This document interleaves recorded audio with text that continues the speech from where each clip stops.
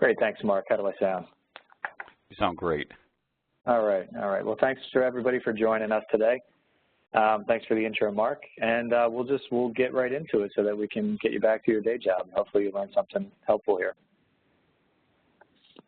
So naturally, Unitrends markets to IT admins and IT professionals, right? And we understand that, honestly, these days it can kind of suck to have to deal with some of the things that you deal with from an IT perspective. You tackle a broad range of challenges.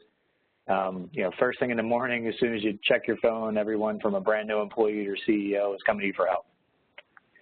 And like any adventure, there's ups and downs. You have less time, less money, but you also have less downtime available to your company and your organization. It has more of an impact.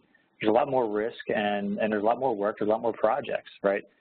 And we know that the nature of these challenges, they're changing now, rapidly more than ever. And that's happening around us all, right? It's that the technology you use is changing quickly. That creates a lot of complexity. You go from physical environments to virtual environments. Cloud is now something that we're all trying to figure out. That's a lot of what we're going to be talking about today, obviously. And it creates growth that far outpaces the people that have to implement and manage it. Like that gray line that's flat and really low, the one that doesn't look like it's the one you really want to be at, that's unfortunately you. That's the IT pro in comparison to everything else that's kind of growing around you. And there's a lot of things we could be plotting here from a trend perspective, but the point is change is happening and it's accelerating, and it's now. And it brings risk. Ransomware is just one example, and it's hot right now in terms of the buzz in the market and its impact, right? It's hot not because people are talking about it a lot, but because more than 60% of businesses have been down greater than a day because of it. Again, those risks, downtime, data loss potential, these are the things that you have to deal with on a regular basis, and that's one of the scary things about kind of being in the IT world this day, is that nobody notices when you did a great job and there were no issues that day. You don't get that pat on the back. It's really, obviously the concerns that happen, and when something happens and something goes down and you have to address it, that's when everybody's kind of breathing down your neck. And the shifts that we're talking about, they're very, very real, right? And it's not just about technology and IT. It's just affecting businesses across the board where change occurs and you have to keep up with technology. You have to keep up with the pace of how things are changing. Companies that we consider cornerstones of the industry today, like the Fortune 500, 52% of them are gone in the last 15 years. A really ironic example is Kodak, right? This was a giant that helped popularize photography among consumers all over the place. And they innovated in a lot of great ways, but then they couldn't keep up with new technology. They created a market, they became the leader, but then they failed to change fast enough and they lost. Right? In every business, whether you're a technology-based company or not, you're feeling that kind of pressure today. And the threats of the businesses have translated into real issues and demands placed on IT specifically. Right? No matter the industry, every business is dependent on IT infrastructure and staff to meet their objectives, stay afloat in a competitive market. And more, obviously, the more important assets to a business are its ideas and the data and the applications that foster those ideas. But when data is lost or applications are inaccessible, business can really grind to a halt. We all know that, right? So downtime like this is actually costing businesses over $700 billion annually just in North America alone. And what's actually keeping you from just solving these challenges, right? They're obviously, these trends and these shifts, they're creating things that can be a little bit scary, right? What's kind of the key issue? Well, ESG actually did a pretty cool survey not too long ago, and they think cost is the #1 issue. And what's funny is when you kind of read into the rest of this data, because there's a lot of stuff on this slide, I know, but what it really screams here is a need to simplify and a need to be able to do more with less budget. And that's kind of that less is more theme that we talked about before and how important that is. So, really, how are you going to use technology to drive radical simplicity, high productivity, and still meet your budget? Now, when we talk about disaster recovery and downtime and data loss aversion, things like that, there's 3 kind of key main options you have for you from a DR perspective. And we're not going to talk about backup and local recovery, things like that. We're really focusing on DR. So obviously you have a hot site scenario. right? Replicate that production environment and have it always ready to run at the other side. That's great. Completely eliminates downtime in many scenarios if it's working, but it's also insanely costly, right? You really, most people can't afford to do this. And if they can, it might be for 1 or 2 machines or applications. Now, you also have kind of the opposite, right? You have your cold site, an empty data center, and you're going to wait for an outage to occur, and you'll have a plan to basically stand everything up and then recover all your data and applications from there. And then there's kind of the in-between, right, the warm site, where at least the hardware and the network, that stuff's ready. You have a colo or some other facility, you know, kind of waiting for everything. And then really there's some kind of data recovery or application availability process to basically spin things up and make them available. And that's obviously become a nice middle ground, especially for smaller businesses and mid-market businesses that don't have massive budgets, to be able to kind of go do way better than cold sites, but you're just not going to be able to afford that hot site kind of SLA. And this is where I think AWS and Azure users are kind of really ahead of the game, right? You're starting to leverage cloud to help alleviate some of the pain points you see here, right? Some of these good triggers, right? Maybe you don't have a secondary site at all. Maybe there's pain with managing it. Maybe you have it, but you're never testing, or you're testing it and it's just failing from a DR perspective. Or the strategies around that are kind of painful and antiquated. And I'm not saying that because, you know, people just don't know they should do something better. For the most part, it's because of what we talked about before, budget. In very many cases, budget's just not really able to keep up with you, allowing you to keep up with some of the new capabilities available to reduce downtime and keep data from being lost. And that has a big impact, like we talked about earlier, on organizations. You don't feel it every day, but people are feeling it, and they're feeling it more and more with things like ransomware out there attacking folks. And this is where, you know, kind of one of the lights at the end of the tunnel here is look at the adoption around cloud. Now, I'm looking at DR as a service in total here, not just AWS or Azure, but one of the great things about what you're seeing in terms of growth rates and market share across the globe, not just North America, you're seeing excellent growth, sometimes over 66% in the usage of this of cloud disaster recovery capabilities.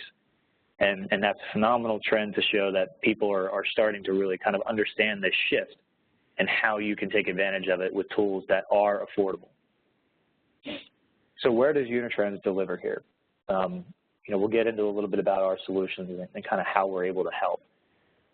So when we think about AWS and Azure in total, and what can Unitrends really do? Well, we're helping folks these days solve problems primarily focus on DR, but we actually have a few additional areas that we cover. So migration to the cloud, again, AWS, Azure, great capabilities available here. We'll talk about those today. Disaster recovery, that's a big part of the theme in what we're going through. And then there's also, we do have the capability to look at offsite backup compliance as well as backing up cloud virtual machines, VMs that are actually running in Azure and AWS at this point. So, and something that I'll point out is today when we think about the Unitrends portfolio, there's a couple of products, and today we're going to focus on the Boomerang product. Our backup products handle the offsite compliance and backing up cloud VMs piece. Where we want to focus on is kind of the more elegant solution right now around full disaster recovery and helping to really minimize that downtime, leveraging the cloud. And that's through a product called Unitrends Boomerang. So just introducing things a little bit with the product, very, very simply. I mean, this product is extremely purpose-built. It's not a lot of frills, not great capabilities, a lot of power, and that's because of the deep integration with both VMware and the clouds that it supports. But what this product does solely is get virtual machines from VMware out to AWS and Azure, allows you to deploy them for DR and can get them back to you. And when I say deploy them for DR, I should have said deploy them for DR or migration. And it's all about just moving workloads between that on-premise VMware environment and the cloud very efficiently. And the operations between migration and DR within this product are very, very similar. Right, the same type of setup, same product. In the end, it's just going to handle replication out to AWS or Azure. You can optionally test that deployment process, that failover process, and that's good to do whether you're migrating or whether you're doing DR. You should be testing those types of things as you go along. And then here they start to differ a little bit, right? For migration, it's a planned deployment, everything's cut over, you're running in AWS, you're running in Azure. It could be a part of your environment, it could be all your environment, but whatever it is you just migrated out there, you're kind of planning on it to stay out there. And then for DR purposes, you're not really going to do that failover until there's a production issue or you're doing testing. And that could be planned or it could be unplanned, right? Sometimes you might actually plan to move things from one data center to another because a hurricane's going to hit, or there's a major maintenance period coming up with your data center that rather than dealing with some of the potential issues and fallout that can occur, you can at least do some planned downtime and have things running out in the cloud. So those are nice scenarios for failover, whether they're planned or unplanned. And of course, once that production issue is resolved, you can bring it back. And we have a feature called Copyback that is excellent and very elegant at automating that whole process. So we talked a little bit earlier about how important budget was. And the pricing of Boomerang is very, very aggressive. And it's not just the price itself of Boomerang, but just the way that everything is basically integrating with the cloud to take advantage of cloud economics. You have to do things right with cloud in order to really achieve the economics that cloud can bring to an organization. And we believe we do things the right way with the deep integration we have. So it's really, the point is so that people that just, not just people with large IT budgets, by the way, can help their organizations stay afloat when downtime strikes. People with large IT budgets, they have secondary sites, they can put these things together. But what we're able to deliver for you folks with Boomerang is the ability to do this at a much, much more aggressive total cost. I mean, the pricing you see here, fully implemented DR for under $35 a month, that's based on a pretty large VM, 500 gig, and one VM. That includes the price of Boomerang for the annual subscription that you see there, which is just under $20 per VM per month. And again, that's an annual subscription. And that's including the cloud storage associated with it for that steady state process. Under $35 a month, that's awesome. Now you do have the option for migration. There is a separate price point. Migration is a one-time charge, $100 per VM. And the big difference, again, the product functions very similar between DR and migration. The big difference is that migration has a temporary period that your product will actually shut off after a 30-day period. And of course, we can work with you on any customized migration scenarios or timelines you might have. But just understand, migration is a one-time charge. DR is an annual subscription. And of course, we have 2 free trial options available. 30-day trials available on the website. We'll talk about that later. If you don't have any cloud resources, but you have a VMware environment, you can still basically download and try the product, and you can use our cloud sources, and that's available in the 7-day test drive. So lots of ways for you to get acquainted with the product, learn about it, see if it meets your needs. But again, priced aggressively, not just our price, but also just the way we work with the cloud makes the TCO of this very, very, very attractive. A big part of that and how we actually achieve this is being purpose-built for the public cloud. All right, so what does that really mean from a DR and migration perspective? So we'll replicate VMware VMs out to the low-cost cloud storage. So for AWS, we'll actually support the infrequent access storage, which is roughly, I think, 1.25 cents per gig per month. And quite frankly, I was actually using on that last slide, the $35 per month came from using your standard S3, which is about 3 cents a month. So it should be less than $35 a month when you're using infrequent access. We don't support Glacier at this point because we do need access to the data more frequently than Glacier is going to allow. But still, you're using very low-cost cloud storage, and in Azure, you'll use the Azure Blob storage. That replication process stores data in that cloud storage, but what we're storing out there is not just a copy of the virtual machine. We're actually remodeling it so that we're taking the VMware information we understand around the network and compute and the data itself, and we're remodeling it to the native cloud formats for Azure and AWS. We don't use any cloud compute for that whole replication process. The installation lives on-premise, pushes data out to the cloud. You don't have to have anything running whatsoever in the cloud for that piece, and I'll talk a little bit about how important that is later. But the key piece is obviously if we're really going to drive value, because the top 3 kind of help you understand how you get the job done and it keeps budget down. But the last 2 pieces are really where a lot of the value is for really reducing downtime, and that's automating all the steps to fail over from that cloud low-cost cloud storage into the cloud compute environment and being able to actually run your environment, run those machines from the cloud and have your users access them for full DR. And then when you're done with that, you know, if it's a migration, you're going to stay there, but if you're ready to come back for DR, we have a very elegant way of bringing that back that we'll talk a little bit about later. So we have this concept called Pilot Light. You know, I talked about the impact of compute costs in the cloud and how it's really important not to use up compute costs when you're just basically talking about replication out to low-cost cloud storage. I use this chart. It's kind of ugly. I apologize for the look and feel of it, but it tells kind of a pretty powerful story. So we have a competitor out there that'll market some similar capabilities saying, yeah, you know, we don't use any cloud compute costs, right? And that's really because they don't have to have hot standby sitting in AWS or Azure. That would be very, very costly. Certainly it'll reduce downtime, but that's a hot DR site, and that's really costly. You're going to pay for every single day of that compute cost while things are going on. But what this competitor will say is, we just use the low-cost cloud storage. You don't need to run anything compute except for this one VM. So the one VM that they say you need to run out there costs about 50 cents per hour. That seems like it's low, but let's just take a look at what it looks like across here from 5 to 100 VM scenarios. With Boomerang's cost, and then you look at the cost of that one machine running in the cloud. And that one machine for this competitor, what it does is it basically just handles some metadata and tracking and things like that, things that we think are unnecessary to run in the cloud. That one machine is going to cost you over $4,300. Compare that to the cloud storage and the cost of a Boomerang license, and you look at your total DR budget. For smaller environments, you're looking at eating up 75% of that DR budget just because of that one VM. And even as you get bigger, all the way up to 100 VMs, you're still over 10% of the budget with that one VM. That's how important Pilot Light is, that you do not use compute for that replication process.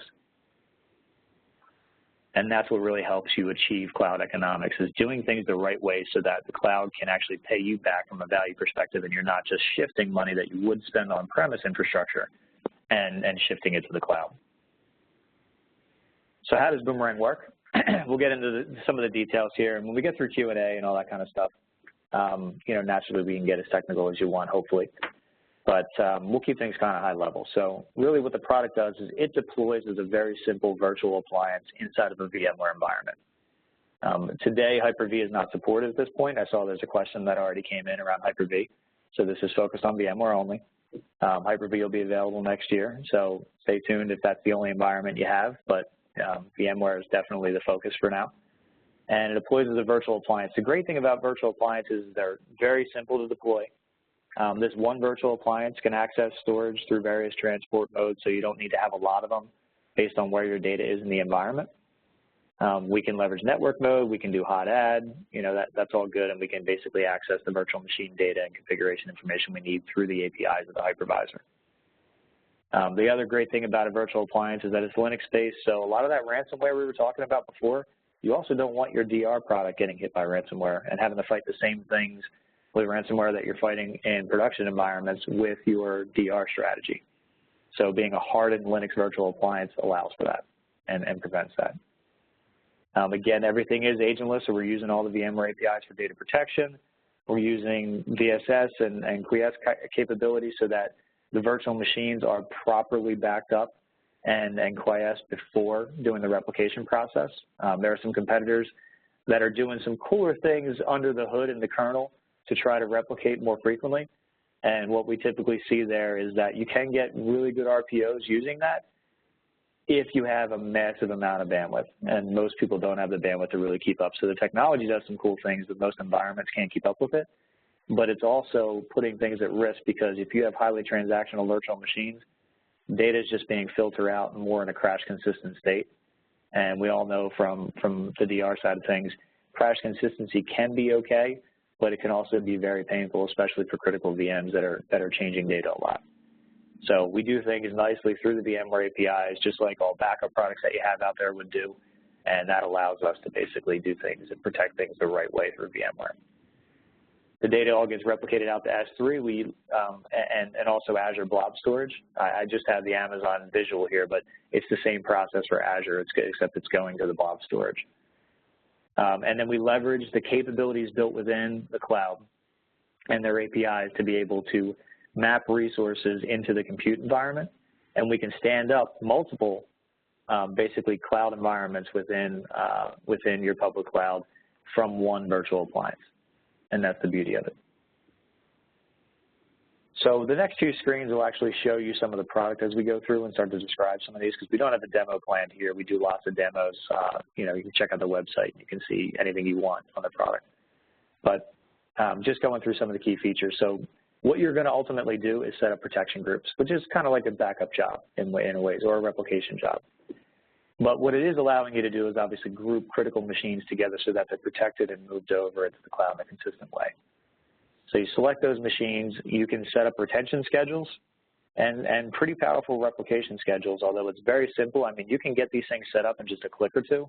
It really does use smart defaults so that you don't have to spend a lot of time learning this product. But one of the nice things is you will get a retention that you can run there, and the retention can go up to several weeks. And that'll allow you to make sure that if you want to deploy an older copy at some point in time for testing purposes or to do some development and QA, you can do that, and you can actually leverage your cloud for some really cool copy data management kind of use cases. But it's naturally, the more common thing occurs where the latest data happened to be corrupted and it was undetectable by the hypervisor. Like, for instance, change block tracking issues can sometimes do that. VMware just gives you the API information that you ask for, and it can be wrong. And that's happened a few times in VMware.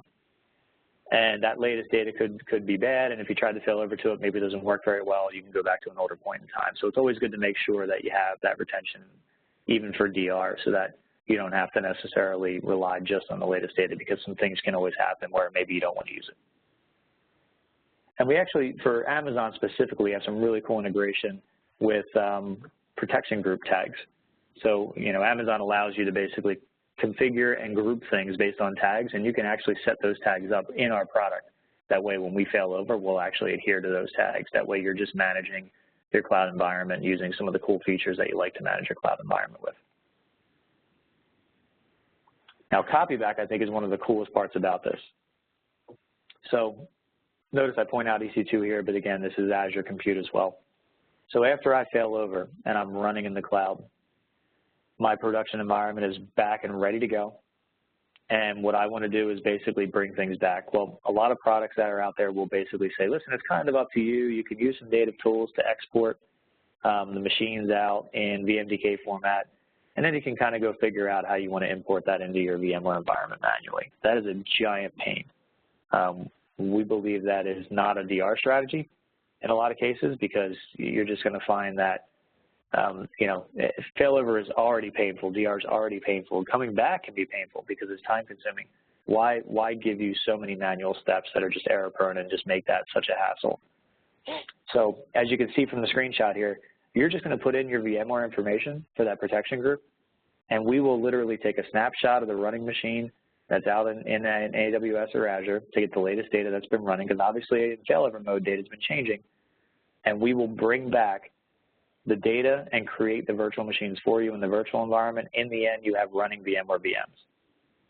It's not instantaneous because you still have to bring the full VM back from the cloud, but in the end, it's point, click, go, just a couple, and literally you're looking at about 4 clicks here, and off you go. You can go get coffee or do whatever you need to do. Maybe it takes a few hours because you might be bringing a few terabytes of data back from the cloud. It can take a couple days in that sense. That is the realities of cloud disaster recovery is, the WAN can be restricted and things can take a little while to move data. But in the end, it's an elegant process that you don't have to do a lot of hand holding for. And there's not a lot of ways that this can get messed up, given that it's just a few clicks. Now, let's say that you haven't failed over into the cloud, but you want to actually get data back from the cloud. You can do recoveries directly from the cloud storage. The recoveries that are available today is you can restore a full VM directly from the cloud back to your VMware environment. So again, this doesn't involve any failover or anything like that. It really just has to do with the fact that you're replicating out there pretty frequently. Something happens on premise. Maybe you don't have a backup that's good. You can go to your S3 bucket or your Azure Blob Storage right through our user interface, and just a couple of clicks, bring the VM back. So it's always good to talk about a win, right? What does it look like? How did somebody implement this? We actually had someone, excuse me, and I can't use their name for security reasons, but they were a large Australian government organization that over the weekend did a test of 70 VMware VMs and about 4 terabytes of data. And over the weekend, they were able to replicate all of that data because they were set up really well from a bandwidth perspective, so that is a good amount of data movement in a short period of time. And our product was able to keep up with the bandwidth, push it really hard, get the data replicated, and even get deployed into AWS over the weekend. They started on Friday, left, came back on Monday, and it was all done and ready to go. And we had remodeled everything into AWS. Now, they were using Symantec and Commvault as backup products, and those products have DR capabilities, but what they saw from a value perspective was the value in something that was very purpose-built for the cloud to be able to drive costs down for DR. Commvault and Symantec weren't able to do that for them, especially not considering a lot of the strategies that those guys are leveraging as tape. And this particular customer wanted to get away from tape, didn't want to manage a secondary site themselves, and didn't want to pay for the costs of those products. And Symantec has no cloud integration, but Commvault has some, and they ultimately looked at the complexity around it and went with Boomerang. And they purchased 300 VMs very, very quickly. That's how fast people can see the value of this. And that little test, 70 VMs, 4 terabytes, that 4 terabytes and 70 VMs would only cost $1,500 a month for DR on steady state. Just basically for your Boomerang license, for your cloud storage, and the whole replication process. That's all that costs. And that's an amazing price. $1,500 a month may not always sound like it's the lowest thing in the world, but when you're talking about that much data and that many VMs, typically you're going to see most places cost 10 times more. And that's not an exaggeration. Unitrends has a purpose-built continuity cloud we call the Unitrends Cloud. And it handles physical, virtual, and a whole slew of other types of applications, and provides DR capabilities within 1 hour to kind of guarantee that spin-up time that you don't always get when you're talking about a public cloud. And it literally will cost about 5x more, and there are other vendors out there that are twice the cost of that. So when you think about DR in the cloud, leveraging a product like Boomerang with the hyperscale cloud providers really can provide you with a phenomenal low-cost solution that allows you to kind of manage the cloud yourself, get you way better service levels from a DR perspective than you've ever had before if you're using something like tape or offsite disk or a cold strategy. And it gives you more of that warm DR strategy and gets you to implement it so quickly. Honestly, I don't think a lot of people realize that they can do this, and that's what we're hopefully here trying to help. Pilot light is a huge part of the differentiation, and that drives a lot of that cloud economics and the TCO of the whole story. The simplicity of the product is really, really an impressive piece of it. The user experience around integration with Amazon and Azure KB articles, understanding the cloud, it's kind of built into the product itself. So people have asked me, hey, where's your documentation? I'll just say, listen, go try the product. The documentation is built right into the product. There's a lot of context-sensitive tooltips and help and links directly off to our KBs as well as the cloud that really makes this a very, very simple product to get to understand. And automating failback is a very big differentiator. Again, we mentioned before, not many vendors are doing anything when it comes to elegant failback, and we think that's a critical piece of any DR strategy. And of course, the agentless piece. So there are some vendors out there that are integrating with cloud, but they don't do on-premise environments really so well when it comes to integration. And they're still basically forcing you to put agents in all the virtual machines rather than being able to talk through the hypervisor APIs. And that's ultimately more time to manage, more moving parts to implement and maintain, and that adds, again, to the simplicity and TCO that the product delivers. So, you know, one thing that's interesting is I don't want to actually just sit here and bark at you about how great the product is. There are times where it's not always going to be a fit, and we want to make sure people understand that. So a couple of those scenarios, and I'm trying to be pretty comprehensive here, to be honest, because it should fit in just about any other scenario. If you require, without a doubt, virtual machines that have VMDKs that are greater than a terabyte, there is a API import limitation with AWS, and Azure doesn't even support virtual machine hard disks greater than a terabyte. Now, a lot of our customers have had configurations where the VMDKs were greater than a terabyte, and they basically consulted with us and they said, listen, I like the value of the product enough to where I'll actually change that, and I'll go and reconfigure some of my disks, and I'll get smaller chunks, and ultimately that'll help with recovery as well, because there's more concurrency in the cloud. So if you spread those out into smaller chunks, you can recover faster. So that's a nice thing about, it's never easy. We don't like saying reconfigure, and honestly, if you can't reconfigure or you don't want to, then you need something that would be able to, you need a cloud, basically a cloud target that would support greater than a terabyte for this type of product. And Unitrends has a solution there, which I'll talk about in a minute, but Boomerang wouldn't be the right one. Now, AWS and Azure have not been around as long as VMware. So virtual machines in VMware support older operating systems that not everything and not all operating systems are supported necessarily in AWS and Azure. If you're running a specific operating system that is not on a supported list for the cloud provider, then naturally failing that machine over into the cloud, not a great idea. Migrating into the cloud, not a great idea. You want to upgrade the operating system, upgrade the operating system, get it to a version that is supported. But if you cannot do it, you absolutely cannot do it, then again, you need a product that can basically support, you need a cloud that can support, those older machines. And I mentioned before that the product is solely based on agentless protection through the hypervisor APIs of vCenter and the ESXi hosts. So there are a couple of disk configurations for VMs that don't allow you to snapshot those and get the data. So iSCSI pass-through disks, physical RDMs, and independent persistent disks. We just can't protect those using agentless data protection. You need a product that will be able to put an agent on just those machines to handle those particular virtual machines. Again, we've run into customers that said, okay, that's not that important. I can actually change the configuration of those to VMDKs. I wanted to do that anyway. It's not that popular to use, those 3 disk configurations that are listed here that don't support VM snapshots. And the reason they're not that popular is because they don't support VM snapshots. So it's difficult to protect them with an agentless model, which people typically like to do. And then the last one is really important. If you require a very consistent and predictable SLA for failover, the public cloud is not necessarily right for you in that sense, right? This is a shared infrastructure, and the control of the infrastructure is not yours. And while the hyperscale cloud providers are getting better at delivering performance of virtual machines, to get consistent performance from when you're talking about moving data from the cloud storage and into the compute environment, you can run a test 3 times throughout the day and get 3 different results. Now, we've benchmarked this on our own, and we've seen large machines with a terabyte in a virtual disk take about 5 hours or so. And it could be less, it could be more. It can vary quite a bit. But what I'd like to coach people is that, you can't go into this thinking that you are absolutely going to have a 1-hour SLA in spinning up into Amazon or Azure.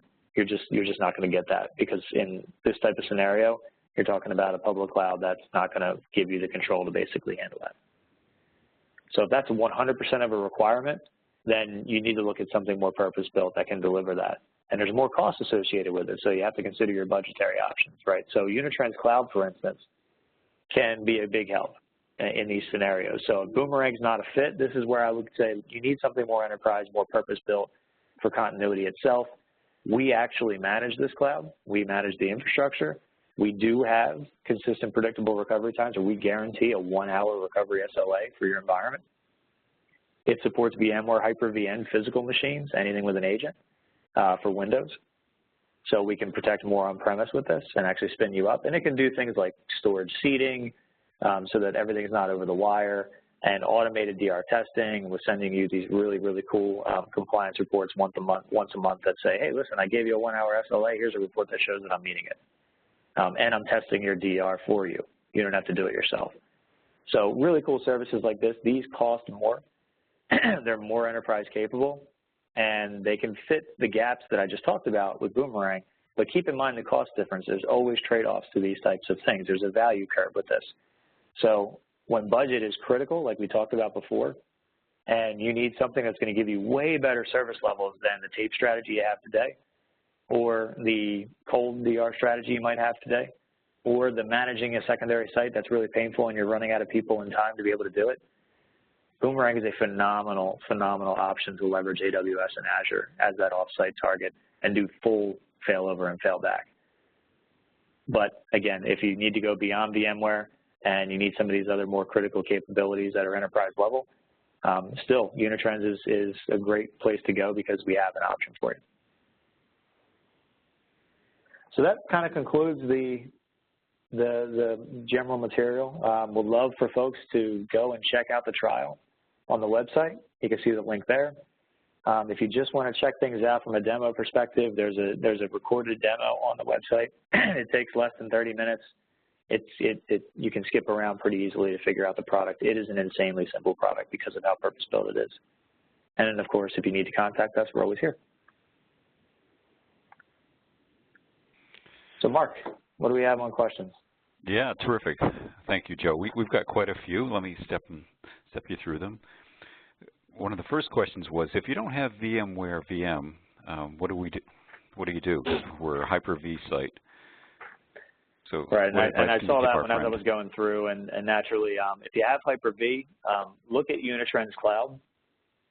Unitrends Cloud can support basically the ability to spin up Hyper-V. And again, you'll get more of those enterprise capabilities I talked about before, which is a bonus.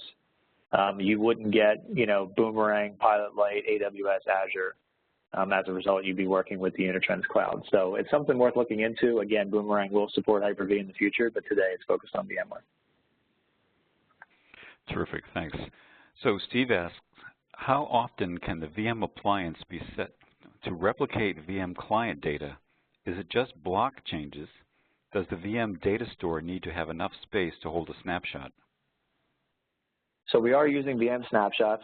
So the data stores have to be VM snapshot capable. We're not keeping snapshots on your data store. That's important, right? We take a snapshot, we collect the data we need from it, and we kill that snapshot as soon as we possibly can. And obviously we understand the production impacts around snapshots, so we're not leaving them around and we're not keeping them there. But you do need to be able to take one in order for us to get at it. And of course, we're leveraging change block tracking technology, so incremental backups are very fast after the first one. VMware is just going to tell us what changed since the last snapshot, and that's all we're going to have to read, and we send that over the wire out to cloud storage. And you can replicate this. When people say how frequently can you do it, our UI will let you, I think, go down to probably every 5 minutes or so. I can't remember whether it's 5 minutes or 15 minutes. How frequently can you is always a factor of your change rate and the size of the VMs in terms of, and the health of your VMware environment for how fast the snapshot commit process can occur. Sometimes if you have a really overloaded vCenter, people will see problems with snapshots, or if you have an overloaded LUN, you can see the commit process taking longer. So I can't give you an answer as to how frequently you'd be able to get that done because I don't know all those factors in your environment. But typically what we often see with VM snapshot-based RPOs, and RPOs are just the time between, how frequently you can replicate. Typically what we'll see is probably about, 15 to 30 minutes you'd be able to get for healthy machines and healthy environments. A lot of people would just do daily or every 4 hours or so. It just depends on your needs, and I would test it. That's the best thing I can do is I can say, this is something you can test. Obviously, if you're using a backup product that already leverages the VMware APIs for backup, that'll give you a good indication of how things will go with the VM snapshot process and how frequently you can do it. And yeah, I think it's so simple. I would give it a shot, and you can set it to be as frequent as you pretty much want, and see how it goes from there. But your bandwidth is also going to come into play as well, right? Every time you're snapping and sending data, you're going to keep using bandwidth, and you also want to take that into account. So hopefully I answered all the questions that were on that one. Yeah, thanks, Joe. And something that customers have told me they really like is being able to set up their VMs by protection groups so they can pick which groups they want to have updated or replicated more frequently and leave a little priority to, once a day instead of more frequently during the day. Absolutely. Terrific.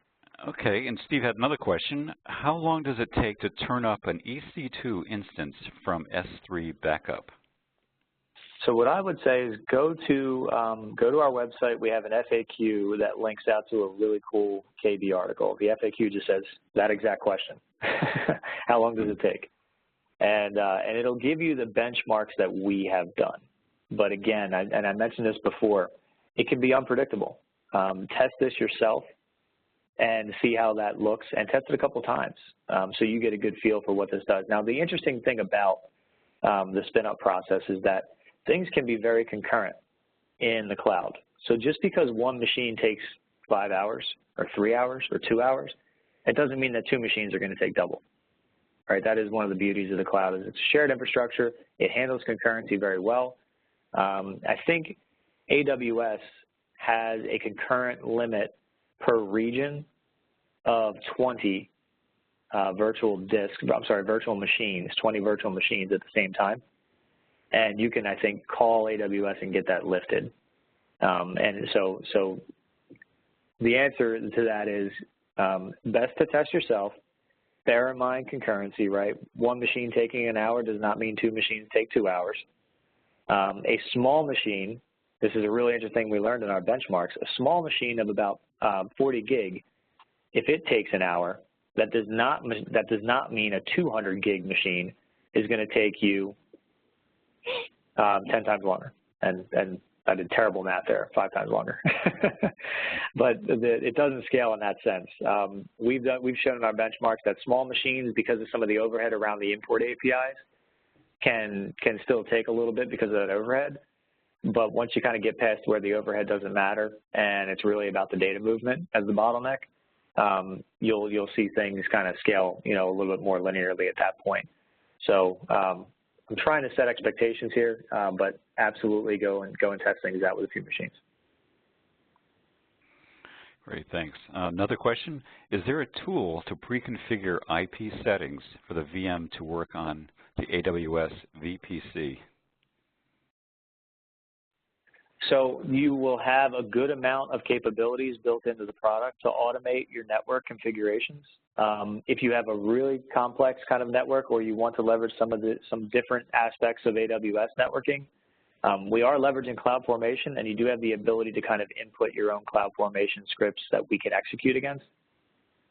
So at that point, I would check out a demo, work with some of the with the trial itself, because a lot of that documentation again on how to do that is built in to the trial, especially around some of the CloudFormation sections within deployment. And you'll be able to learn some of the advanced features around how you can kind of customize.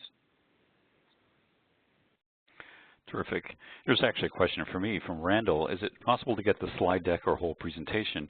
And yes, I will be taking a recording of this and sending out the link to everybody by tomorrow. So stay tuned. Next question, this one's from Jack. Are you sending this presentation? Oh, yes, I will. I just answered that. Okay, let me read them before I announce them. Okay, Zach, you mentioned your product will perform a kiosk. Is this specific to Windows VMs or will it occur in Linux VMs? So this is going to leverage the native capabilities from the VSS providers and things like that within VMware. So Windows is your out-of-box functionality, and then VMware, of course, gives you the ability within the VM tools directories of your Linux VMs to add pre- and post-snap scripts that can help with Linux. And I know that some Linux capabilities are starting to build more into the VMware piece itself. So typically, the Windows piece has been pretty big. VMware's been pretty limited on Linux. But they do give you those scripting capabilities, and we can, of course, leverage those because it's just a part of the hypervisor APIs that we use. Great. Next question, Joe. Is there a way to replicate only certain drives from a server, or do you need to take the whole server? We use a separate page file drive. So you can be specific. I believe you can be selective at the virtual disk level. And if you have machines with a virtual disk that is greater than 1 terabyte and can't be used, and this is just to add on to the limitation I mentioned before, we'll tell you that right in the user interface, and you'll know that very, very clearly. And we'll give you the option as to whether you want to replicate it anyway, even though you can't necessarily deploy it. So the short answer is you can be specific at the disk level, and we'll even help you out if you have some kind of unsupported situation, even with an OS, or because the virtual disk is too big and Amazon or Azure can't support it. We actually really do a good job of telling you those things in the UX of the product. Great. Next question. Can you use Boomerang to select which, I'm reading two at once. We use both Azure and AWS. Can Boomerang replicate, can one instance of Boomerang replicate to both versions, both Azure and AWS by group? So that's one of the cool things about the product is that it can. When you do your setup, you're going to actually set up a credential profile for the cloud account, and you can set up multiple ones per appliance. So you can set up one for AWS, one for Azure, and you can set up protection groups that go to AWS and protection groups that go to Azure. Cool. And last question regarding, I think this is related to what we talked about Pilot Light, Joe. Is there really no need for compute in a DR situation? So, and I'm reading into this question a little bit more because I covered that really carefully early on, but what I think this question might be getting at is if I have a full DR scenario and my VMware environment is down, how the heck am I going to actually spin things up without using compute out there? So what I was pointing out was that the steady state aspects of replication, and as long as your VMware environment are available, you will never need compute. Even to actually initiate the failover process, you can do it from on-premise if on-premise is still available. In a real DR scenario, on-premise won't be available. So one of the great things about the product is that you will run in a failover scenario where VMware is not available on-premise anymore. You'll actually spin up Boomerang inside of AWS or Azure in your cloud account. So yes, at that point, you'll use compute. It'll connect into the bucket, and it will automatically detect and understand all the protection group information that's there so that you can do basically a one-click deploy into that cloud account. So the DR scenario is such that Boomerang, we often tell people to Boomerang and have one of our virtual appliances sitting powered off in your cloud account so that it is not using compute during any of the replication process. And if you have a failover scenario, spin it up and connect it into your cloud account and do your deployment for failover. So it's a good question around the nuance there because you really do want to know how exactly does a real failover work, and you're not going to have your on-premise environment. You have to run Boomerang in the cloud to be able to do that failover piece.